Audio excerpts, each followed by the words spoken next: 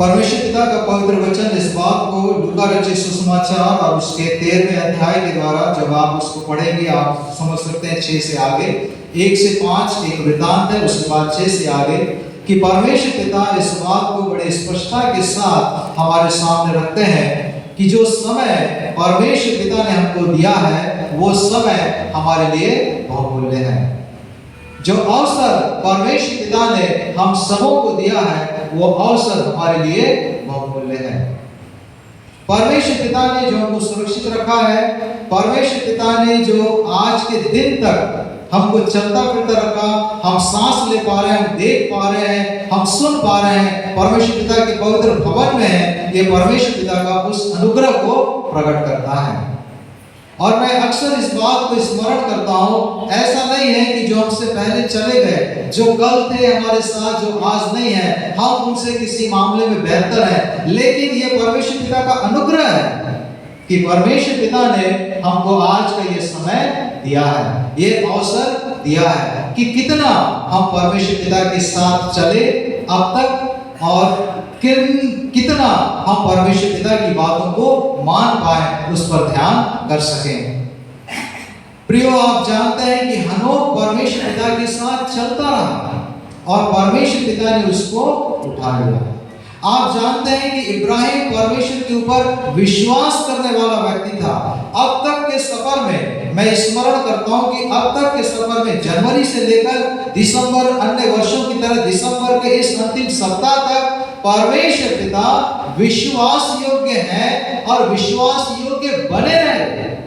लेकिन क्या आप उसी अनुपात में परमेश्वर पिता के प्रति विश्वास योग्य बने रहे?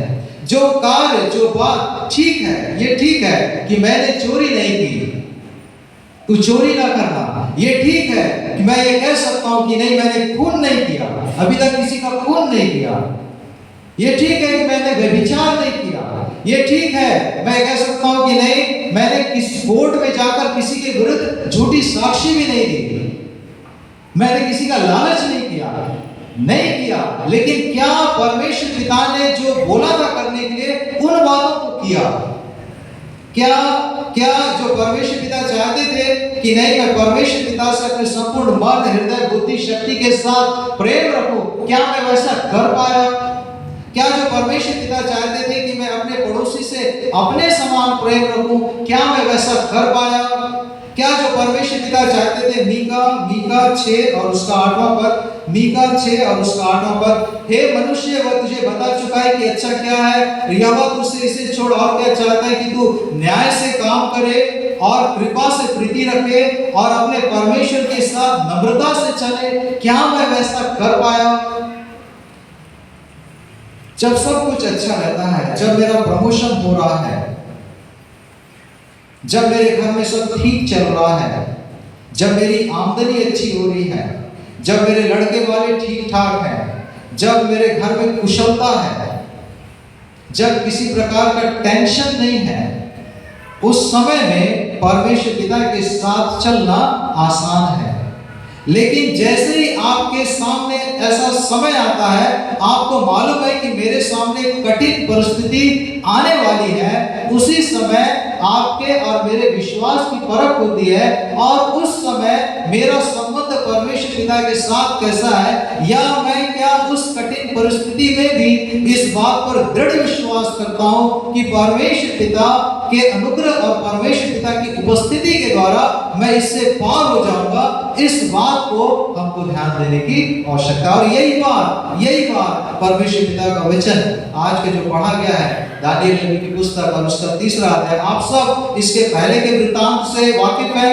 मैं सोचता हूँ दानियेल की पुस्तक में सिंहों की मांद के बाद ये दूसरा ऐसा वृत्तांत है जो सबको बहुत ज्यादा जाना पहचाना है और सब इसको बहुत ज्यादा पसंद करते हैं। और इस घटना के द्वारा 1 या 2 बातों को मैं आपके सामने रखूंगा और उसके बाद हम प्रार्थना करेंगे। दानियेल की पुस्तक में से ये घटना शद्रक, मेशक, अबेदनगो के बारे में हम पढ़ते हैं कि शद्रक, मेशक और अबेदनगो जो दानियेल के साथी हैं, उनको आग के भट्टे में डाल दिया जाता है। लगभग 606 BC में ये चारों दानियल, शद्रक और मेशक अबेदनगो यरूशलेम से बंधुए के रूप में बाबुल लाए गए, जो आज का इराक है। जब वे लाए गए तब वो टीनेजर्स थे, 15 से 18 वर्ष की आयु थी इनकी, टीनेजर्स थे। और अब उनकी उम्र, जब हम तीसरे अध्याय को पढ़ रहे हैं, लगभग 30 वर्ष की मानी जा रही है।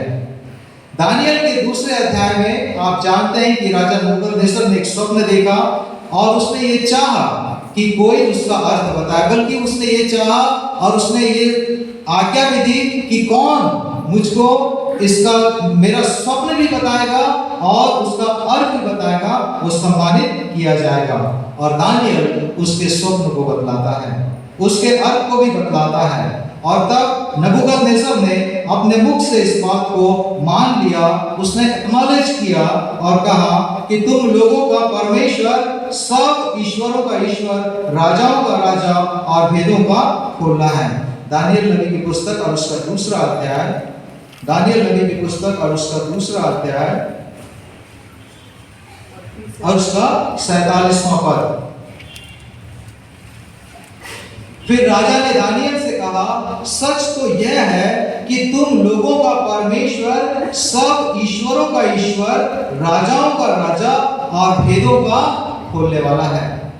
आप लोगों का जो परमेश्वर है वो ईश्वरों का परमेश्वर है, राजाओं का परमेश्वर है, और वही है जो भेदों को खोलने वाला है। परमेश्वर पिता को छोड़ और कोई दूसरा भेद को नहीं खोल सकता। और परमेश्वर पिता ने ही दानियल के ऊपर उस नबूकदनेस्सर के स्वप्न को भी खोला और उसके अर्थ को भी खोला। और इस बात को वो एक्नॉलेज कर रहा है, कौन? मान रहा है, स्वीकार कर रहा है, कौन? नबूकदनेस्सर। और वो किंतु परमेश्वर को मानना और परमेश्वर को अपना जीवन आने वाले समय के लिए दे देना, ये दो अलग अलग बात है। यहां पर वो इस बात को स्वीकार कर रहा है कि नहीं, ठीक है, आप लोगों का परमेश्वर सब ईश्वरों का ईश्वर है, राजाओं का राजा है, भेदों का खोलने वाला है, एक अलग बात हो गई। लेकिन वो स्वीकार कर रहा है, लेकिन वो अपना जीवन परमेश्वर को नहीं दे रहा है। उदाहरण के लिए हो सकता है कि हम कई बार ये माने कि परमेश्वर पिता आपका धन्यवाद हो कि आपने मुझे, मैं इसलिए प्रमोशन बोला क्योंकि यहाँ तो उन लोग को प्रमोट किया गया, उनका प्रमोशन हो गया। उन लोग को दानियल ने बात की राजा से, और राजा ने, नबूकदनेस्सर ने उन लोग को एक ऊंचा स्थान दे दिया, अच्छा प्रधान स्थान दे दिया। परमेश्वर पिता, मैं कह सकता हूँ कि परमेश्वर पिता आपका धन्यवाद हो, मैं आपकी महिमा करता हूँ, आपका धन्यवाद करता हूँ कि आपकी दया से मेरा प्रमोशन हो गया। एक अलग बात है। कई बार हम ऐसा भी कह सकते हैं कि परमेश्वर पिता ने मुझे कठिन परिस्थिति से या बड़ी समस्या से निकाला। मैं ऐसे समय में था, बहुत कठिनाई से होकर गुजर रहा था, त्रासदी से होकर जा रहा था, क्राइसिस से होकर मैं गुजर रहा था, परमेश्वर पिता ने मुझे वहां से निकाला। किंतु इस बात को मानना और अपने जीवन को परमेश्वर को समर्पित कर देना, ये अलग बात है। So there is difference between acknowledging God and surrendering our lives completely into His hands. मानना और समर्पण, ये दो अलग अलग। इसमें आप पढ़ेंगे, चाहे वो दूसरा अध्याय हो, चाहे वो तीसरा अध्याय हो, जब भी कोई अद्भुत आश्चर्यकर्म होता है तो सीधा नबूकदनेस्सर, आपका परमेश्वर सबसे बड़ा परमेश्वर है, आपके परमेश्वर के समान कोई नहीं है। कई बार मैं भी मानता हूँ कि परमेश्वर पिता आपको छोड़ कोई दूसरा परमेश्वर नहीं है, लेकिन क्या मैं परमेश्वर को उस मान को समर्पण के द्वारा प्रकट करता हूँ? क्या मैं समर्पित करता हूँ अपने जीवन को? और नबूकदनेस्सर ऐसा ही व्यक्ति है जो मान रहा है कि आपका परमेश्वर सबसे बड़ा परमेश्वर है, किंतु अपना जीवन परमेश्वर को समर्पित नहीं कर पा रहा है। और यही बात हम, जैसा मैंने पहले भी कहा, दूसरे और तीसरे अध्याय में पढ़ते हैं। दूसरे और तीसरे अध्याय के बीच स्कॉलर्स मानते हैं कि 15 से 20 वर्षों का गैप है। और जब हम तीसरे अध्याय में आते हैं तो दानियल और उसके मित्रों की एज, मैंने पहले बताया, टीनेजर्स में लाए गए और अब लगभग 30 वर्ष की है। और अब नबूकदनेस्सर उन बातों को भूल गया है, उस स्वीकार करने की बात को भूल गया है कि क्या हुआ था, क्या स्वप्न उसने देखा, क्यों, कौन मुझको स्वप्न का अर्थ दानियल ने बताया, कैसे परमेश्वर पिता ने उसके भेद को प्रकट किया, और अब वो एक सोने की बड़ी मूर्त खड़ी कर रहा है और उसने खड़ा किया। और उसमें जब आप पढ़ेंगे तो पाएंगे कि वो 90 फीट लंबी है और उसकी चौड़ाई लगभग 9 फीट की है, एक बड़े कॉलम के समान, एक बड़े पिलर के समान है। और वो उसने आज्ञा दी कि जब लोग नरसिंगे का शब्द सुने, बांसुरी का शब्द सुने, वीणा का शब्द सुने, सारंगी का शब्द सुने, शहनाई का शब्द सुने, हर प्रकार के बाजे गाजे का शब्द सुने, सबको गिरकर दंडवत करना है। और यदि कोई ऐसा नहीं किया, यदि कोई दंडवत नहीं किया, तो वो धधकते हुए भट्टे के बीच में डाल दिया जाएगा। और आप जानते हैं, हम पढ़ते हैं कि शद्रक, मेशक और अबेदनगो मना कर देते हैं कि हम उस मूर्ति के सामने झुकेंगे नहीं, हम उस मूर्ति को दंडवत नहीं करेंगे। और अंततः वो धधकते हुए भट्टे की आग में डाल दिए जाते हैं। शद्रक, मेशक और अबेदनगो क्यों कहते हैं कि हम उसमें नहीं, हम उसके सामने नहीं झुकेंगे? निर्गमन 20:4 और 5 आप जानते हैं, वो इससे पहले यरूशलेम में थे और इस समय तक वचन की शिक्षा, व्यवस्था की शिक्षा, पेंटाट्यूक की शिक्षा, तोरा की शिक्षा उनको मालूम थी, उनको दी गई थी और वो इस बात को दृढ़ता से विश्वास करते थे। उसमें लिखा है, तू अपने लिए कोई मूर्ति खोद कर न बनाना, किसी की प्रतिमा न बनाना, ना जो आकाश में हो, पृथ्वी पर, पृथ्वी के नीचे जल में है, न उनको दंडवत करना और न उनकी उपासना करना, क्योंकि मैं तेरा परमेश्वर जलन रखने वाला ईश्वर हूं। और जो मुझसे बैर रखते हैं उनके बेटों, पोतों और परपोतों को भी पीतरों का दंड दिया करता हूं। इन चारों को अपने देश में परमेश्वर पिता की व्यवस्था का सॉलिड फाउंडेशन प्राप्त हुआ था, पक्की नींव उनकी बनी थी। वे आज्ञाओं को जानते थे और वो ये भी जानते थे कि ये परमेश्वर पिता के द्वारा दी गई है, ये मनुष्य के द्वारा नहीं, लेकिन परमेश्वर पिता ने हमको आज्ञा दी है। और उनको ये भी मालूम था और वो इस बात पर दृढ़ता से भरोसा रखते थे कि परमेश्वर पिता की आज्ञा का पालन करना मनुष्यों की आज्ञा का पालन करने से बढ़कर है। कई बार हमारे पास दो बातें आ जाएंगी, एक तरफ परमेश्वर पिता की आवाज है, परमेश्वर पिता की आज्ञा है, और एक तरफ हमारे पास मनुष्य की आवाज है। हाँ, उनको मालूम है कि जब परमेश्वर पिता ने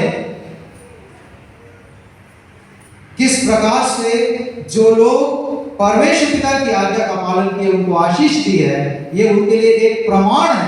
परमेश्वर पिता की आज्ञा और परमेश्वर पिता की आज्ञा का पालन करने का परिणाम उनके सामने एक तथ्य के रूप में है। जब आप निर्गमन और उसका पहला अध्याय पढ़ेंगे, वहां पढ़ेंगे कि फिरौन ने आज्ञा दी कि जब एक इजरायली का, एक इब्री का एक बेटा पैदा होगा तो उसको मार देना है, उसको जिंदा नहीं रखना है।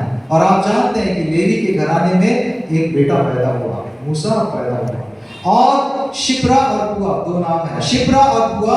उसमें लिखा है चूंकि वे यहोवा का भय मानते थे, उनके मन में अपने परमेश्वर यहोवा का भय मनुष्य के भय से, चाहे वो उनका राजा क्यों ना हो, चाहे वो उनका शासक क्यों ना हो, उनसे ज्यादा उनका भय, परमेश्वर का भय उनके जीवन में है। और उसके 21वें पद में शायद लिखा है, इसलिए कि वो परमेश्वर का भय मानते थे, परमेश्वर पिता ने उनका घर बसाया। जब आप प्रेरितों के काम में आते हैं, जब आप प्रेरितों के काम और उसके 5वें अध्याय उसके 29वें पद को पढ़ेंगे तो उसमें लिखा है, तब पतरस और प्रेरितों ने उत्तर दिया कि मनुष्यों की आज्ञा से बढ़कर परमेश्वर की आज्ञा का पालन करना ही कर्तव्य कर्म है। परमेश्वर पिता की आज्ञा का पालन करना मनुष्यों की आज्ञा के पालन करने से बढ़कर है, और यह प्रत्येक विश्वासी का कर्तव्य कर्म है। मैं आज मुझको ये सोचना है कि वर्ष 2024 शुरू से अब तक जो परमेश्वर पिता ने मुझ पर अनुग्रह किया, मैंने कितनी बार परमेश्वर पिता की ही आज्ञा का पालन किया। सो उन्होंने मूर्ति के सामने झुकने से मना कर दिया। नबूकदनेस्सर, आप वृत्तांत को पढ़ेंगे तो पाएंगे नबूकदनेस्सर उनको सेकंड चांस दे रहा है। जब उनको सुना कि नहीं, कई लोग तो आकर चुगली कर दिए कि नहीं ऐसा ऐसा हुआ कि वो जो 3 है, जो 4 है, जो इजरायली लोग हैं, जो यरूशलेम से आए हैं, जिनको आपने इतना अच्छा पढ़ाया लिखाया, ऊंचा पद प्रतिष्ठा दिया, वही लोग ऐसा कर रहे हैं। शद्रक मेशक अबेदनगो को बुलाया नबूकदनेस्सर, उनसे कहा मैं तुमको सेकंड चांस दे रहा हूं, यदि अब भी तुम सारंगी और वीणा और नरसिंगे और शहनाई और बाजे गाजे का शब्द सुनो, उसको झुक के प्रणाम करो, दंडवत करो मूर्ति को, तो मैं तुम्हें बख्शूंगा। लेकिन वो मना कर देते हैं। परमेश्वर पिता पर उनका विश्वास दृढ़ था, चाहे उनकी जान चली जाए, उनका विश्वास दृढ़ था, उनका भरोसा पक्का था। पवित्र धर्मशास्त्र में आप सब अध्ययन करते हैं, आप सब मनन करते हैं, आप पाएंगे कि पवित्र धर्मशास्त्र में उनके विश्वास के बारे में लगभग 3 प्रकार का विश्वास जो बहुत ही स्पष्ट है, हम देख पाते हैं पूरे पवित्र धर्मशास्त्र में। और इफिसियों 2:8-9 यदि हम निकालें, इफिसियों 2:8-9 सेविंग फेथ, इफिसियों 2:8-9 उसमें लिखा है, क्योंकि विश्वास के द्वारा अनुग्रह ही से तुम्हारा उद्धार हुआ है, और ये तुम्हारी ओर से नहीं वरन परमेश्वर का दान है, और न कर्मों के कारण, ऐसा न हो कि कोई घमंड करे। सो एक सेविंग फेथ, मैंने बताया कि उनका विश्वास परमेश्वर पिता के ऊपर बहुत दृढ़ था। सो जब हम विश्वास के बारे में बात करते हैं तो हम उसके कई आयामों को देख पाते हैं। तो उनमें से एक आयाम है सेविंग फेथ। ये वह विश्वास है जिसके द्वारा हम प्रभु यीशु मसीह के साथ एक संबंध में आते हैं। दूसरा है गिफ्ट ऑफ फेथ। यदि हम पहला कुरिन्थियों और उसका 12वां अध्याय को पढ़ेंगे, पहला कुरिन्थियों और उसके 12 अध्याय, पहला कुरिन्थियों और उसका 12 अध्याय,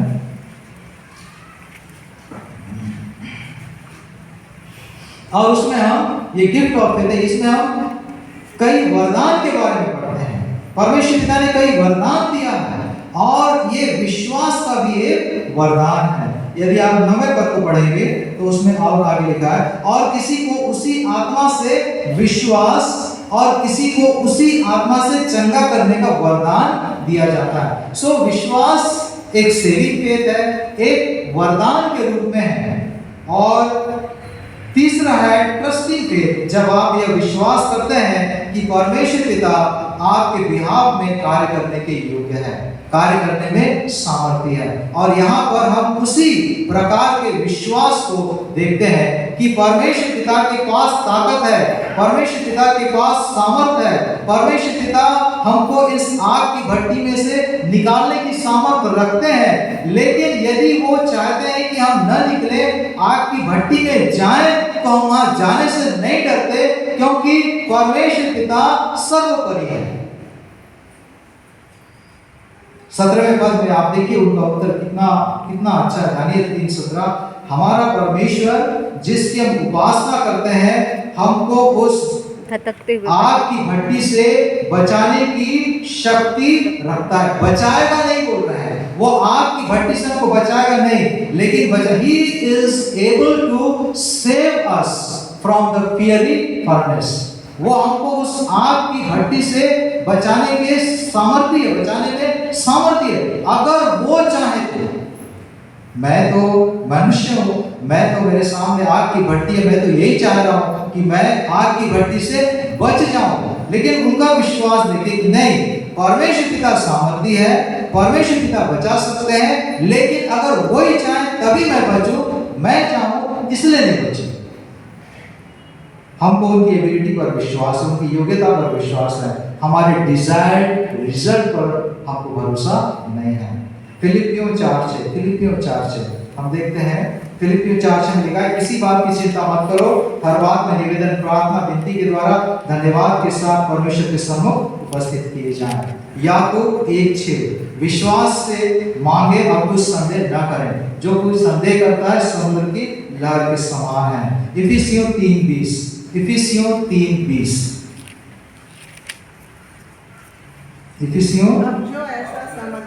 अब जो ऐसा सामर्थी है हमारी विनती और समझ से कहीं अधिक काम कर सकता है, जो हमारी विनती और समझ से बढ़कर कहीं अधिक काम कर सकता है। सो जो परमेश्वर पिता सामर्थी है,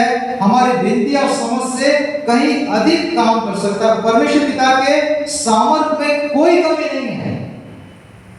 लेकिन मेरी प्रार्थना क्या ऐसी प्रार्थना रही कि परमेश्वर पिता, यदि आपकी इच्छा है तभी मैं इस फियरी फर्नेस से, धधकते हुए आग की भट्टी से, जो कि अभी 7 गुना भड़का दिया गया है, मैं बचूं। और यदि आपकी इच्छा नहीं है तो मैं उसके लिए तैयार हूं। यिर्मयाह 32:17, यिर्मयाह 32:17।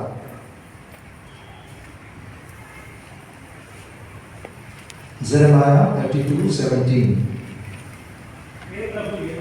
हे प्रभु यहोवा, तूने बड़े सामर्थ और बढ़ाई हुई भुजा से आकाश और पृथ्वी को बनाया है, तेरे लिए कोई काम कठिन नहीं है।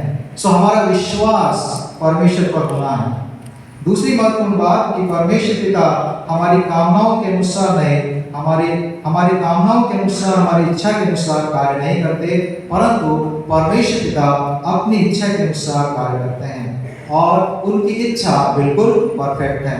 उनकी इच्छा हमारी भलाई के लिए है, हमारे बेस्ट के लिए है और वही पूरा होना चाहिए। उस बात को भी मुझको ध्यान में रखना है, आपको ध्यान में रखना है, कलीसिया को ध्यान में रखना है। लूका 22:42। हे पिता, यदि तू चाहे तो इस कटोरे को मेरे पास से हटा ले, तो भी मेरी नहीं परंतु तेरी इच्छा पूरी हो। परमेश्वर पिता, यदि आप चाहें तो आप हटा सकते हैं, इफ इट इज पॉसिबल। परमेश्वर पिता, यदि आप चाहें तो आप इस कटोरे को मुझसे हटा सकते हैं, लेकिन मेरी नहीं, लेकिन आपकी इच्छा पूरी होनी चाहिए। प्रभु यीशु मसीह, आप जानते हैं, अभी हमने जब प्रभु यीशु मसीह का जन्मदिवस 25 तारीख को मैं इस बात को बता रहा था कि प्रभु यीशु मसीह पैदा हुए, वो 100% ह्यूमन थे।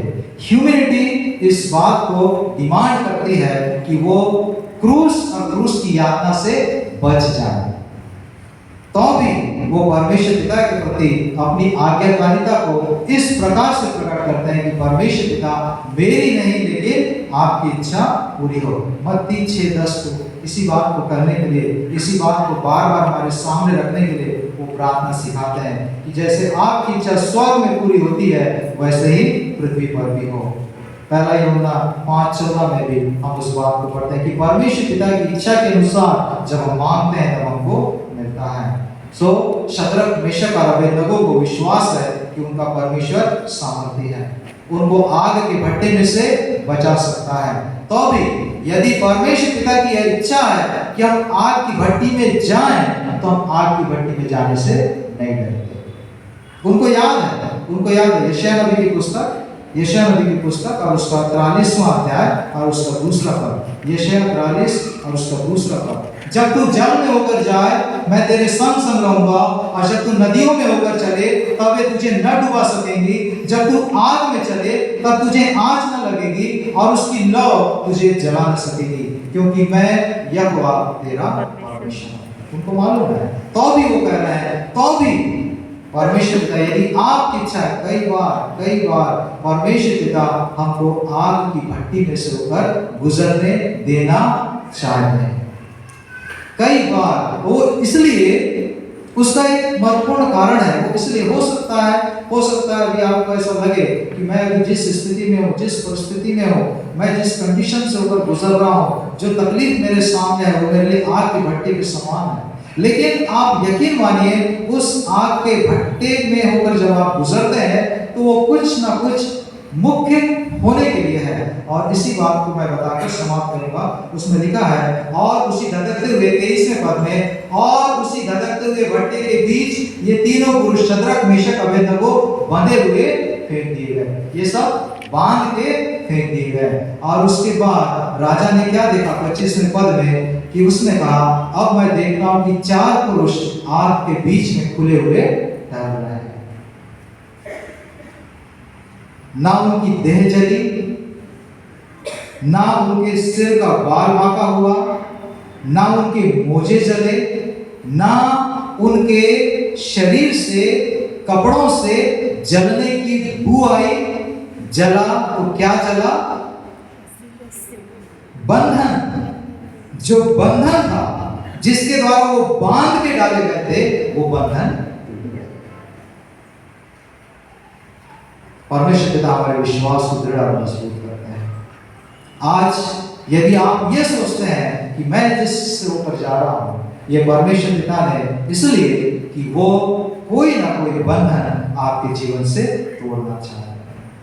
आप खुले में परमेश्वर, एक कुमारी गर्भवती होगी, पुत्र जनेगी, उसका नाम इम्मानुएल रखा जाएगा।